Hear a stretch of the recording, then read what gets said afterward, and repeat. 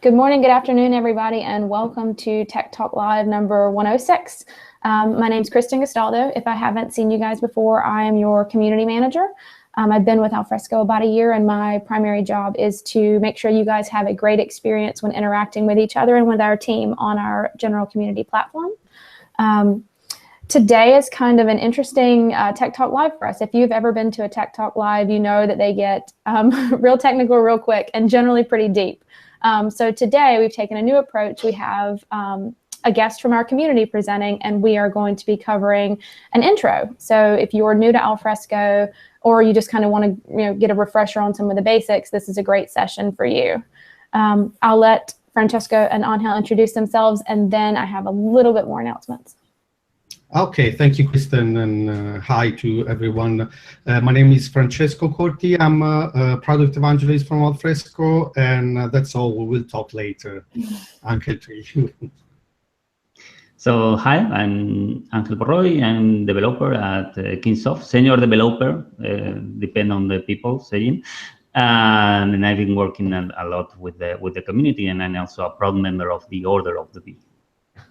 Awesome. Thank you for joining us today, Angel. It's a rare treat that we get to have somebody from the community in our Tech Talk Live sessions. Generally, we plan these sessions internally and we have somebody from our team present. However, we do recognize that a lot of knowledge and expertise lives with our community members. There are people that have been using the product for longer than some of our staff. There are people that have their own businesses and consulting companies, and there's just a lot of knowledge in the larger community. So that being said, if you are interested in giving back to this community, if you're interested in putting some of your knowledge out there for everybody, there's a lot of different ways to contribute. You can answer questions in the forum. You can write blogs and post them in the Jive platform if you want to, or your own blog, and let me know, and we'll help get that content out. I know a lot of you create add-ons. Some of you have written books. There's a whole lot of content out there. A new opportunity for you is that we would love for you guys to contribute to Tech Talk Lives. We'd love to have more community members hosting these. And you don't necessarily have to be an expert at every area of Alfresco, right? Like, a lot of you have experience in certain areas, or you feel pretty confident in being able to go over some of the basics.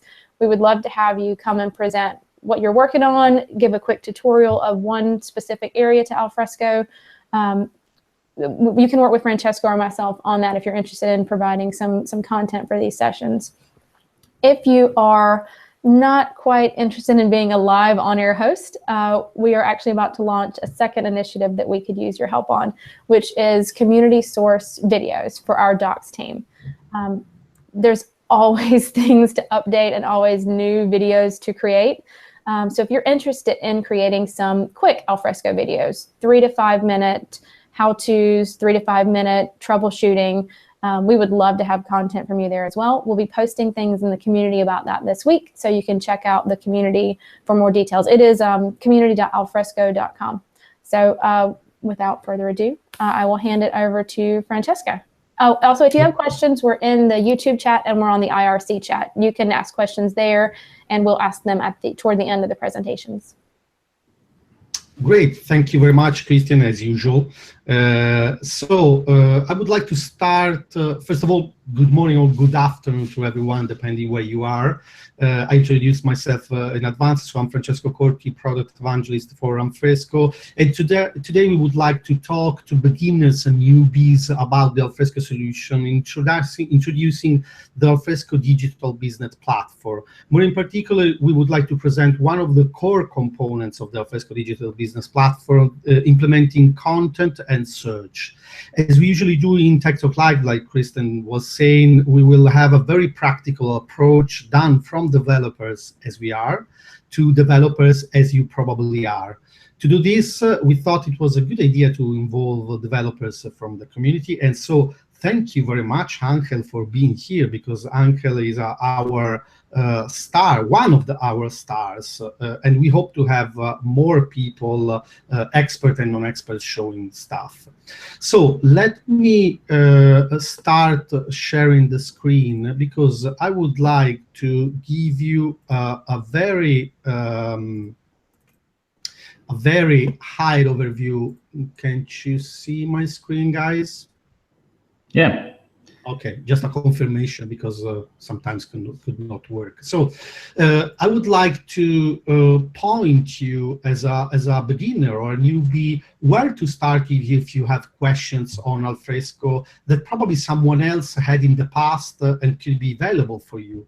So as Kristen was saying, we have a great community portal where lots of engineers always attend, but not only engineers, because we have lots of community members answering to your questions, raising other questions, and discussing about content. So the first place where you can see probably the initial answer to your question is exactly the community portal. If you want a more live and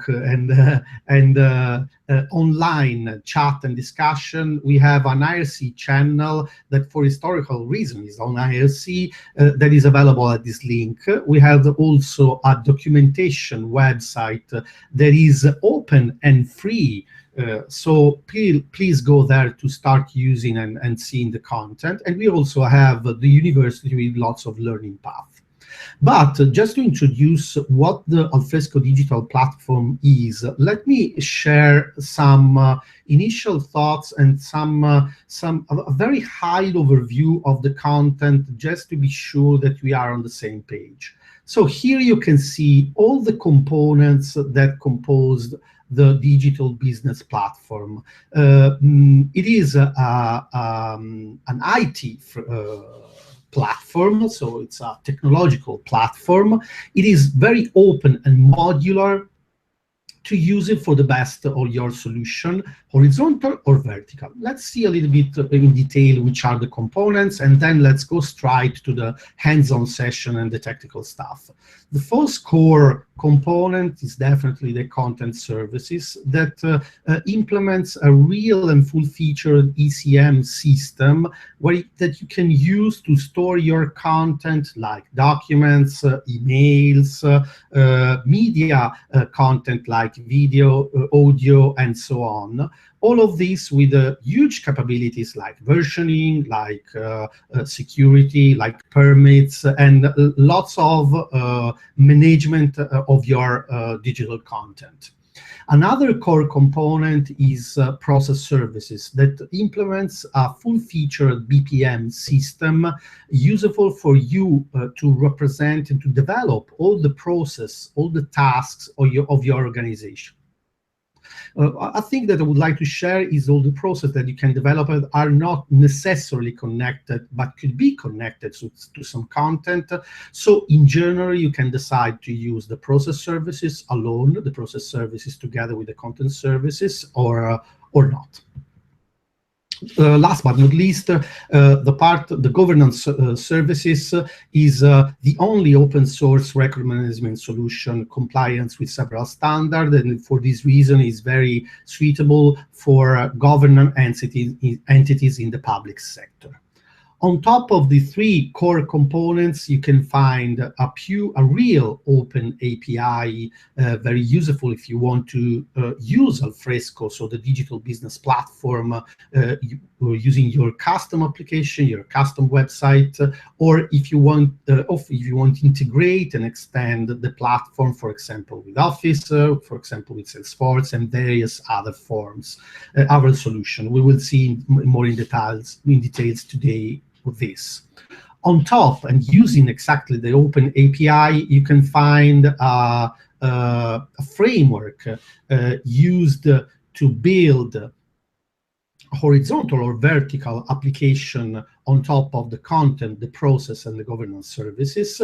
This is based mainly on a JavaScript framework and enable you to use some Angular components already done or done by you if you want, and to develop what, in few words, what you want on top of the digital business platform. Okay, this is a very, very general overview. Of course, we assume, because an enterprise solution must do it, that this is flexible enough to be able to deploy this on-premise, in cloud, or in an hybrid environment. Let's focus today our discussion on the content services, and we hope that soon we will be able to repeat a similar Tech Talk Live on the various other components of the digital business platform. Today we will discuss a little bit more about content services, and we would like to focus here on a more technical overview of the architecture. And then I will leave the mic to Angel that will show us a real hands-on, seeing in detail and live how to use the content services of the Alfresco Digital Business Platform. So the content services of the Alfresco Digital Business Platform is a classical 3-tier application where you can find the storage layer, the application layer, and the client layer. In the storage layer, you have two main core stuff, the database and the file system. In the database, you can find, of course, a lot of content, but you can find metadata, user groups, permits, audits, and lots of other data structures used by the application layer to use and to store, manage your content. On the file system, you have a unique folder that is Alf data, Alfresco data. That is the root of a tree structure of folder and content, where automatically the application layer put your content. You don't access directly to that content because everything is managed by the application layer. The application layer is nothing less and nothing more than an Alfresco WAR that is deployed as a Java application, Java 8 in particular, on a Apache Tomcat. But it would be preferable to say on a server container, because Alfresco WAR could be deployed also on a web application, JBoss, WebSphere, and so on. But honestly, Alfresco needs a server container, not exactly a web application. So, talking about how the Alfresco application layer is developed, it uses the Spring framework. On top of the Spring framework, you can find different modules like behavior, policies, rules, so to manage behavior and policies, rules and actions, content model, audit, and blah blah, and other stuff. On top of the another thing that I would like to share. Don't worry if you don't know what a behavioral policy is. Don't worry if you don't know what a rule or a content model is. Most of the things we will see later on with Angel, and if we won't be able to see everything, feel free to go to the portal to ask some questions, to see some blogs and tutorials, because you will find probably lots of answers there. So on top of the modules, you can find two different APIs, one public Java API and one JavaScript API, server-side JavaScript, not client-side JavaScript. On top of them, you can find the implementation of various protocols, but I don't want to spend too much time about this because Angel will show us in practice how to use that stuff.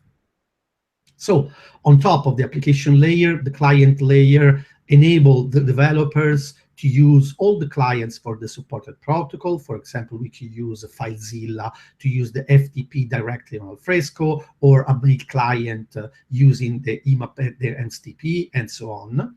But we could also use a mobile application available. There is one on iOS and one on Android, or even custom clients.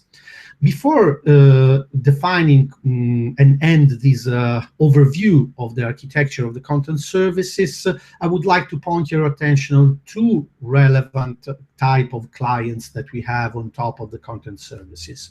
One is called Alfresco Share. This is a content-centric solution already done and ready to be used together with the content in Alfresco. And another is a framework, not a final solution, that you can use based on a JavaScript, more precisely on an Angular 4 framework, to use the components to develop your own application. I don't want to spend more time on this, and I would like to leave the mic to Angel to see all of this in action, because again, we like Tech Talk Live because they are extremely practical. Angel, I leave the presentation to you, and I leave to you the mic too. Okay? Okay, so thanks for your presentation. It's nice to see all these Alfresco universe. It's huge. So I'm going just to focus on that content layer, and I'm going also to share my screen with you. Yes, so let me share this one. Okay, did you see that screen? Yeah. Okay, so let's go ahead. First of all, I'm just only focusing on the content layer. Okay. First, we can see that we have different HTTP protocols like the REST APIs or Web App or CMIS, which are all HTTP protocols. On the transport layer, we also can interact with Alfresco by using thieves or FTP or any kind of transport protocols. Also, we can use that SPP, that SharePoint protocol, and even email protocols like IMAP or SMTP. So we can manage all the information inside Alfresco by accessing by using one of these protocols. So the configuration for this content layer is so easy as these lines of code, which are not very format. We are missing some format in this slide, no problem. But as you see on this box, this is only linked with the file system where all the contents are stored. And also we have the database, which is also again linked with this box, and our Alfresco content service, our service layer, and then different protocol, which are just configured with that few lines in the Alfresco global properties. So once we have a simple content repository configured, and we are going to use every protocol and to try every protocol. So for this, I've been providing a Docker Compose, which is exposing a service for Alfresco, and which is exposing these ports, this FTP port and the SMTP port and all the other ports, just to test all these protocols. And just only we have the Alfresco service and the DB service, no other share web application, nothing more. This is the raw repository application, right? So we are now going to the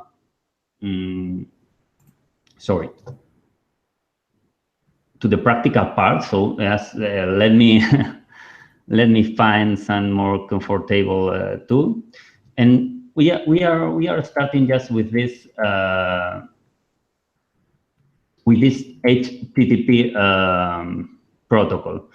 We are using the REST API to see how many sites we have in our Alfresco. We have the default website design project site, but also we can use this protocol to access by using the standard CMIS protocol, which is this one in the browser in the browser protocol. So both REST API and CMIS API are both using HTTP protocol. But not only these two protocols, but also we have a Web App protocol. We are again. Angel, sorry to interrupt you. Can you enlarge the font if you can? Don't want to distract you. No problem, but only the content, but probably not the this one. Okay, sorry. Okay, please go ahead. No, it's just to, I'm following the slides. So for everyone, if you cannot see clearly the URL, you can copy the URL from the slide, right? So we see the REST API, we see the CMIS or API, also the Web App protocol, and finally we have another HTTP access, which is called AOS. This is the SPP, the SharePoint protocol. Okay, so we have now tested all the HTTP ways of accessing Alfresco, but this is we can also make some funny things with these protocols, because we can even connect an Alfresco service to LibreOffice, so we can open directly documents from inside Alfresco by using LibreOffice. So with this, simply my repository, okay. So we have to enter the password, and you see this is the repository again, and I'm seeing that. Sorry, I'm trying to find something to open. Probably this one. Okay, that meeting notes. So now I'm opening a file inside Alfresco. You see, the document is not checked out on the server. So this is a document inside Alfresco, and I even can see the properties and the CMIS properties. So I using CMIS just to open documents with LibreOffice, and also with Word, with Office, I can add Alfresco because it's a SharePoint source. Is by using this AOS protocol. I'm not using the one we are configuring because it's required or it's recommended to have SSL. So I'm using one from inside our installations. Okay. So it's Alfresco and AOS. And you see, like we have all sites, right? So, and again, we can open a file inside Alfresco by using this protocol. So it's very easy to use Alfresco from many different sources. And by now we are not using any other thing that client programs we have. Following with the presentation, we go to the FTP. We can also access by using the FTP protocol to Alfresco. I can introduce again my credentials and I in. This is again Alfresco, but it's seen as an FTP server. Not only FTP, I can also connect my Alfresco. I like a network drive. So sorry. So I'm again including my credentials, and we are in. And Alfresco looks like a network drive. So okay, we can see again the sites, and we can see again the documents inside the site, right? What else? We can go to the IMAP. We can also see like Alfresco is providing an IMAP protocol. I'm using the ports over 1,000 because I'm not root on my machine. So I'm just mapping that servers to this one, right? Okay, so we have now many different protocols. We are seeing like Alfresco can be accessed by different protocols, and also Alfresco can receive information by using the SMTP protocol. So this now I'm going to show you a way of testing the SMTP configuration, which is not real because we are accessing directly by using the port, and this is not going to work if you not configure that MX record, which is required for every email server. But it should be fine just to test the configuration. So just open again Alfresco by this port by using the SMTP port, some confirmation orders, and we can create a mail from admin@alfresco.com to folder alfresco.com. This has to be a folder from the email aliasable aspect, and this is the alias property. We have not configured this on the sample of the Docker Compose I provided to you. So it's going to fail in the end, but it's just only for test that Alfresco is also providing this. Sorry, I have to write EP recipient. Okay, I have to type in the right thing. Okay, and then I can even include some data, right? Subject.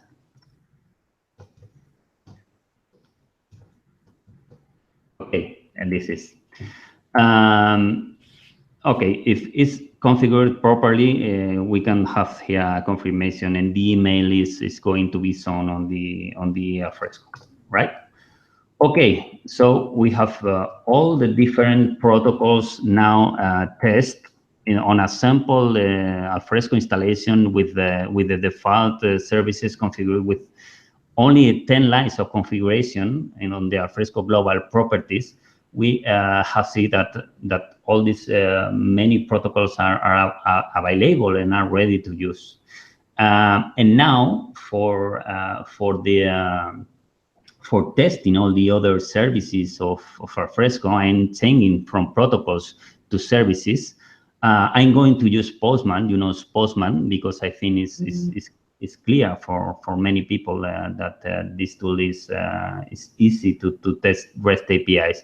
So I'm using the REST API because I think that is easy to show all these services by using this tool. But you can use CURL or any other tool. Okay, so this is what the Ser web application in the end is using to access the Alfresco repository. You can see that different and that many Postman collection, and I'm going to start to show how we can test different functionalities. The first is the creation of a folder. Okay, in the header we are including the authorization, just the credentials again, and just creating a folder which name my folder. If we call to this API, we can see, sorry, let me see. We can see that the folder has been created, and how we can test that this folder is really created.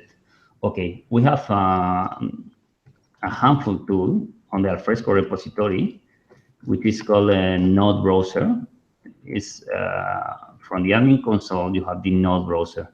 The node browser is exposing the physical, sorry, probably this is enough. Yes, that's fine, that's fine. Okay, probably it's exposing the logical structure of the Alfresco repository. Alfresco is just a tree of nodes. So we have the first node, which is the primary path, which is the root. And then below we have four different nodes in which that company home is the root for the contents. So our folder is created directly on this root, right? That's my folder is this one, right? And we can see the path, the type of the node, which is a folder in this case, and also the metadata of this folder, right? So this is a nice tool just to check if your integration or if your development is working as you expect it. But we are going further, and we are going to include some files inside this folder. So again, with this simple invocation, we need to include a file, right? Probably this Lorem file is enough, with the name of the file and the folder where we want to send that file. Again, we have that content created, and if we go to the node browser and we refresh, we'll see that, okay, let me refresh in that way. We see that we have a new children inside this folder, which is called lorem Audit. So we have our file, which in this case is a CM content uploaded to the system. We have the content, which is this one, which is pointing to the file system, to that alf data content folder. So all this database is stored on the, all this metadata is stored on the database, and we have the content here on the file system. But we can even make other things like we are creating folders, we are creating files, but we can also navigate to a folder to see all this metadata and to find the properties of this folder. Okay, so now we have covered all these files and folders manipulation just from a simple point of view, just to show you how can it be done. But we can also work with versions. You know that Alfresco has a versioning service, which by default is versioning only content. You can configure this service just to version automatically content, and also to version automatically anything on the metadata. So we can, if we create this file with this ID, right? We are going to ask for the different versions which are on the repository for this file, which should be 1 in this case. Okay, right? You see that we have 1 version in this case, which is an open document text and so on. Okay, what if we create a new version? If we upload a new content over the same node, we see that we have a major version, right, with the new content. So if we again ask for the versions, we'll see that we have the version 1 and the version 2. Okay, but think about the following situation, the following scenario. We want to recover version 1 because that version 2 was a fail. We were just, in this case, just including ugly content. So to revert to the initial version, we can ask for Alfresco to revert that version, but Alfresco is going to create a new version.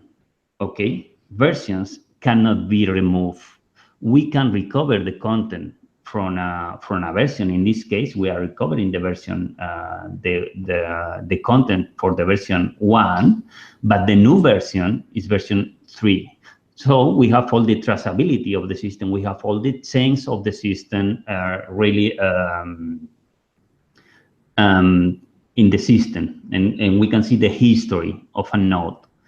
Okay, what else? We can also lock and unlock nodes.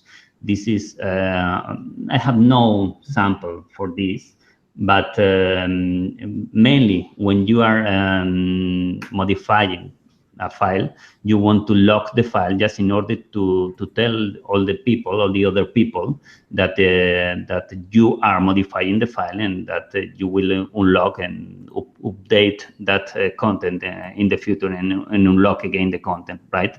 So this is also a nice feature of the repository. And then we can go to the people API. We have different users in Alfresco, and we can create users. Also, you know that I'm not showing that, but you know that you can synchronize your user with an external system like DAP or Active Directory or so. But for this demo, we are going to work just with Alfresco users, which are stored just only on the database. So we can create a new user just telling this ID, first name, last name, email. Okay, we are creating that John Doe user. So this is our new user. If we list all the users in the system, we see that our John Doe user has been created, right? So also a nice feature, just this people creation and people users service. Okay, following with the audit service, this service is providing us information about the use of the system.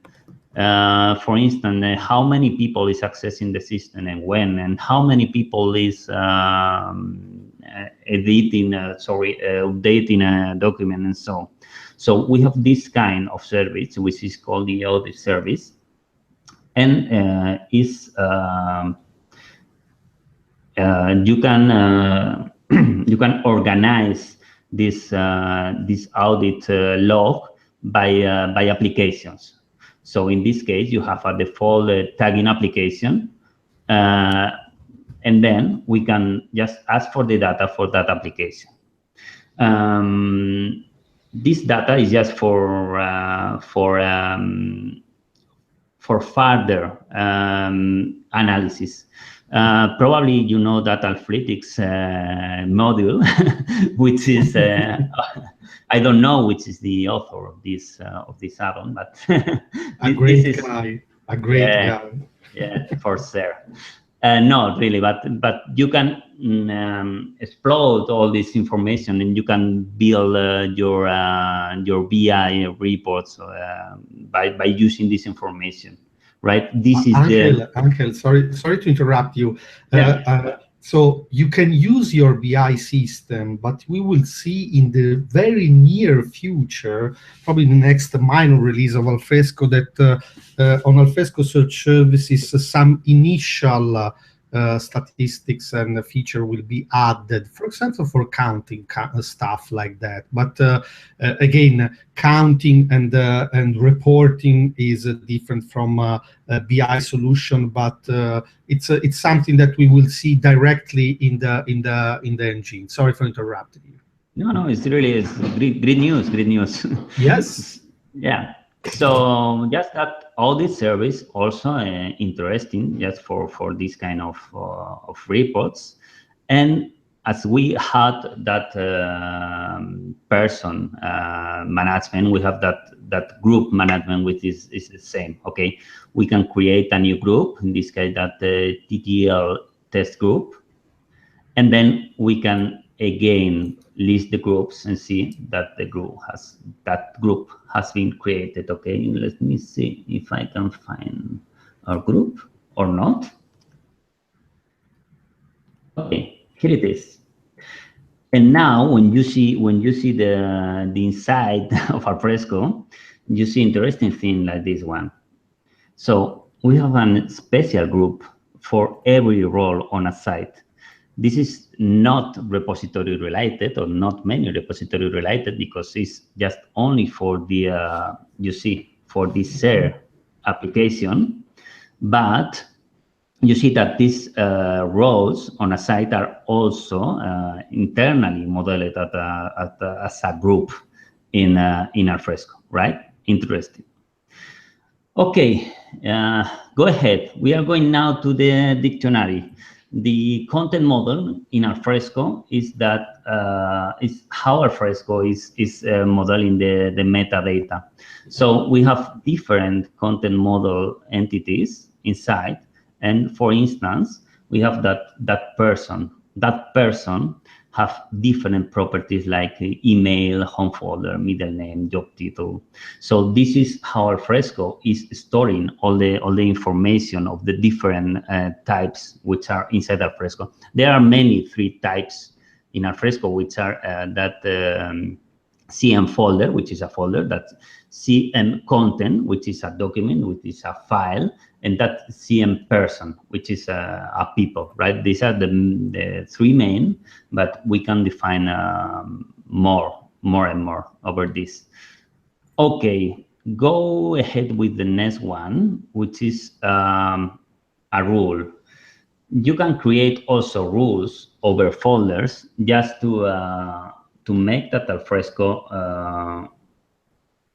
perform some actions when you are adding contents. So this is a rule with which is adding an aspect to a content every time enters a folder. So we can also use this kind of features which are on the repository part without any other configuration. Probably this is a classic share screen where we are defining rules for the folders, but it's not a share web application feature. It's a feature for the repository part, right? So we can define this rule to the folder we create on the first step. Let me recover my ID. We need this ID at this point, right? Okay. We are not found, probably create folder. Is this one really or not? Yeah. Create folder rule. Okay. I don't know if I'm copying. Oh, okay. I miss an 8. now is created that rule, and as you see on Alfresco repository, all the things are a node. So if we are going again to that folder, you see that new aspect, which is rules, and we see a new node, which is the rule I created on the last step, right? So again, this is a repository feature, which is something missed on this because we are using share to configure this one. Also, the metadata, you see that different metadata has been extracted from the documents we are uploading. Okay, you see all this content, and finally, I want you to introduce the search service. As we have not configured that search service, you can think that we cannot search in Alfresco by now. This is quite true, but really we can make some simple queries by now, like this one. Okay, just I'm asking for everything in the system which is from this type. This is working even if we have not configured that search service. But if we try to search the content, this is a query where I'm trying to find every document which have that lorem word inside. We can see that this is not working, right? So we need to start the search service, which in this case is a Solar6 component. And now we have this component ready. Okay, LibreOffice is down, so this is complaints about LibreOffice because we have no LibreOffice by now. But we have now that Solar6 working, and if we make the same query again, we'll see like this Alfresco search service is working now, and like okay, it's now indexing. Sorry, I'm going to explain this on the next slide. But with the time, probably, okay, we have this result. Why is happening this? Why is happening this behavior? Okay, let me go ahead with this. Okay, we have seen that this type of query is working if we have no search service, and this query is also working with that search service.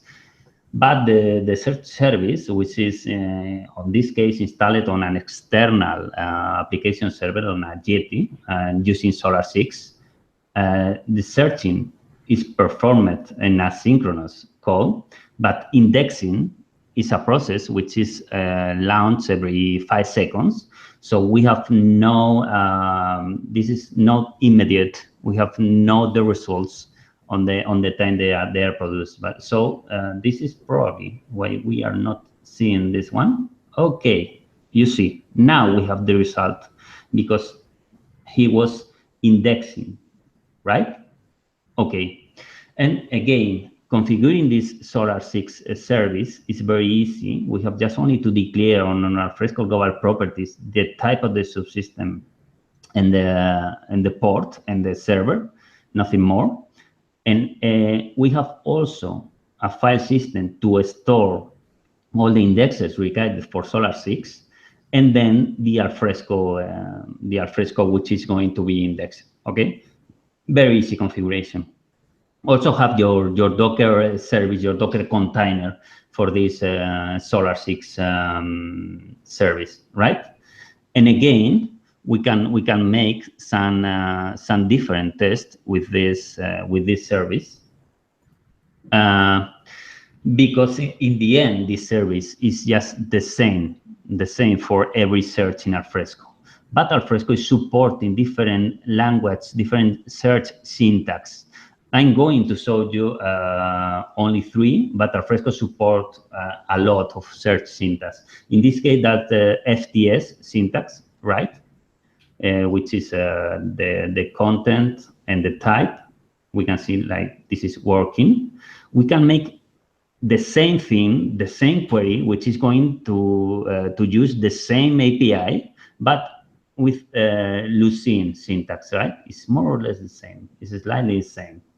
And again, we have the same results.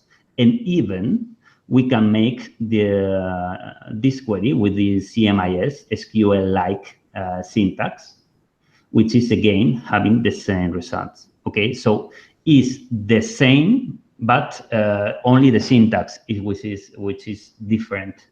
And also, I want to show you how this workbench tool is can help you with this CMIS queries. Probably we can use the large URL, but this is the sort which is easy to to have in your memory. It's no problem, just for this demo. And we can see now our repository as if it were a CMIS repository, and we can even perform this kind of queries just to test our system. It's the same query we are using in the REST API. We can include here in this tool, and we can work with the results, right? So it's also another client application which is going to help us with the repository management. Okay, and list, and the last one I want to show you. I'm going to start this service because the LibreOffice service is some time to start. Okay, we are going to start that LibreOffice service now. And we have special programs on the server which are transforming our content. The content is transformed mainly in 2 ways. One is the LibreOffice transformation, which is trying to convert all the files to PDF, and the other is a combination of a Magic and Ghostscript, which are extracting the first page of a document and creating a thumbnail of this document. So also again, you have this this configuration, which is also easy, and again Docker Compose with the server. So we can now try with this transformation service. We see if this is going again. Okay, it looks like it's up and ready. So we can ask for a rendition to this system to create a PDF. Okay, if we upload a new file with that Lauren rendition, if we create that file, okay, we have that Lauren PDF, and if we go again to the Node browser just to see what is happening with this file, you see that we have that Lauren rendition and we have that CM PDF node children of the content, which is the PDF representation of the content. And again, if we have other file, and probably we can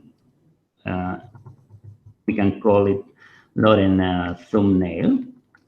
We are now asking for a thumbnail. We can see again that there is a child from this node. Again, on my folder, we have that Lauren thumbnail, and we can see that child, which is a doc clip, which is an image, a picture for the first page. Okay, so for me, is enough. I was just following all the different protocols and services of the repository, just not using any client web application, just using tools for developers. You'll see that it's very, very, very richful. You have many things, many different things just to interact with the Alfresco repository. And probably you can even develop your own applications over this repository. So I don't know, Francesco, if there is any doubt. I know that there was doubts. I don't know if there is some doubt that I can.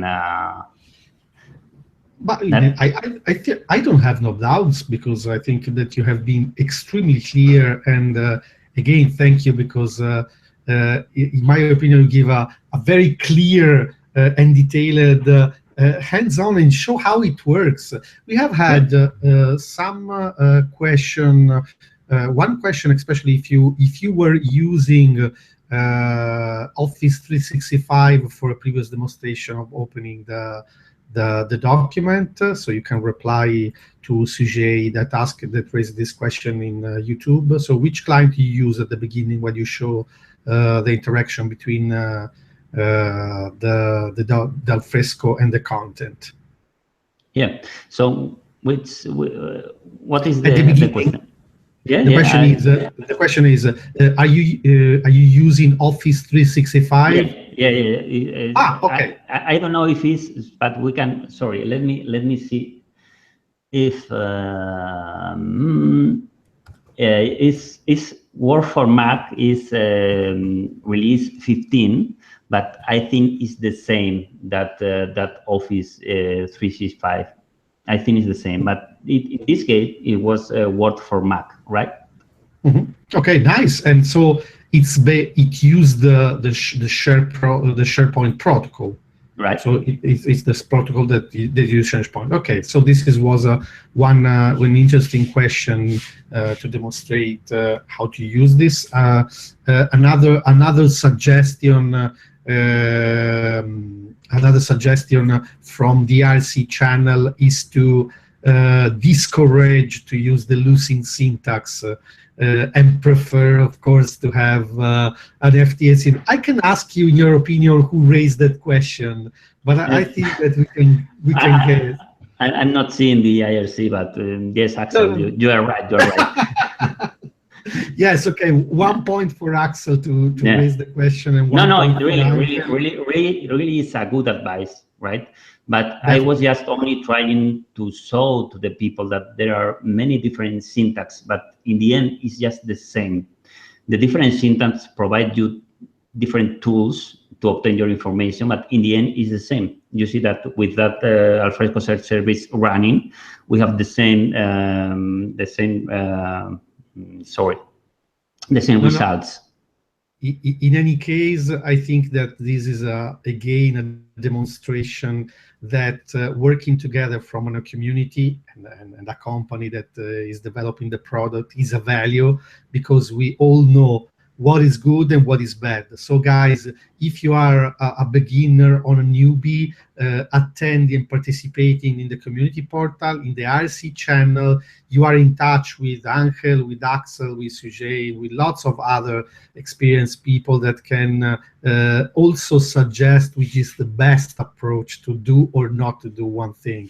And in average, we also discuss what is better not to do on using Alfresco, and which is the best approach to do this. Angel, if you have a question, guys, from the RC or from the YouTube channel, please, now is the right moment to raise the question, so please do it. Otherwise, I have a question for you, Angel. In your opinion, which is your suggestion? So when you are in touch with the beginners or newbies, which is the suggestion to move the first steps inside Alfresco? What do you usually suggest to do? So which is the right tool to use, the right approach to use? So what do you suggest in your experience? For me, I think that the most interesting practice with Alfresco is install Alfresco by using the wizard, the installer, just to touch Alfresco, and then install Alfresco component by component. So you can understand how all the product is built by different components, and you understand how every component is working. So this is a common practice I'm doing with all the people and teaching, and at the end of the day, they understand how different pieces are contributing to make the whole thing. I think it's a great suggestion, in my opinion. So I like the suggestion too. So I think it's great. Another thing I would like to discuss, if you want, Angel, but also share with the people, is that everything that we have seen, that we discussed in the beginning in the overview, but also that Angel showed us, is available in the community edition, so the edition that you can download for free as an open source product, and it's also available together with lots of other features also in the enterprise edition. So we are not showing something really private, but we are showing something that is valuable since the beginning to you if you want to test and use the Alfresco stuff. It's right. Correct, Angel? Yeah, this was 2017-02. The last probably could be. We have a couple of minutes, but you can probably for the reference. Probably we have not commented the reference to start with all this. So yeah, please go ahead. Is your there is a question. Let me let's discuss a little bit on this question. I see. Then I will leave you the mic for the references. Okay. There is Boris from the SE channel ask which is the best way to get no technical people using search and easy as Google search. He's not talking about the results, but more about the state of the search queries. Well, I think that probably me and you, we are not the right person to ask that question. So I mean, probably we should be.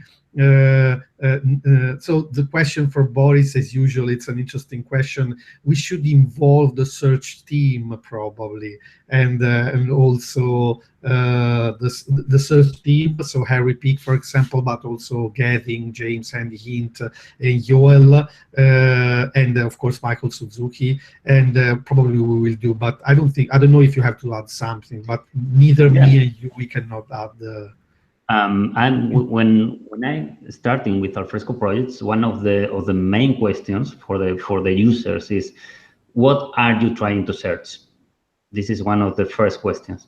So when they say, okay, I'm trying to search this, I'm designing special pages and special tools just for the people to search, because I understand that it's hard for the people to use that syntax and to understand all the content model and these kind of things. So this is one of the main tasks of a project, but obviously it's for the technical people, that the user just only seen pages and different user interfaces, but it's the main task of a project, the initial task. One contribution probably could be that probably using the ADF components, probably not exactly now, but in the near future, we will be more flexible on defining different page and different layouts for search capabilities. Yeah. But we hope to have also the demonstration of the content. In any case, do you want to show the reference, because we are very close to the end of this interesting fly into them. Okay, let me share again the screen. If I can click the button, okay, I'm able to. Okay, so just only three main reference. You know that Alfresco community, that new Jive tool is growing fastly, and we have really quality blog posts of this tool. So we want just to tell you about that, getting started, that REST API, which is a nice series from Getting, with the 10 things that I think that now they are 12 or 14. I don't know. There are more than 10. Yeah, no got problem. 2 posts now. Yeah, no problem. But there are great blog posts about this, and also how to work with this from that Java client SDK, and that one from Michael about the search. I don't know if Michael or Harry, one or both, but about that new Solar 6 platform. So just for you to check the community alfresco.com, because it's growing fast and it's including really quality information.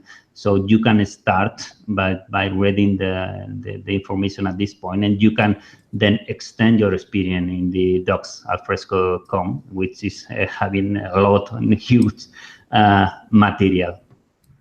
Okay, I'm done, Francesco.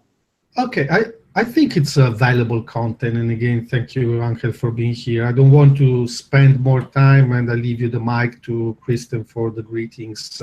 And I would like, of course, personally to thank Angel, not only for this event, but also for everything he's doing together with lots of other people for the community and for the developer benefits. So thank you, Angel, and the others for this, and also for this event.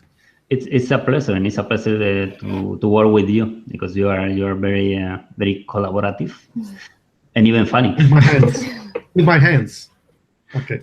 Sorry, Kristen. No, you're totally fine. So we are a little bit over time, so we're going to wrap it up. But thank you, everybody, for coming. Thank you, Angel, for presenting.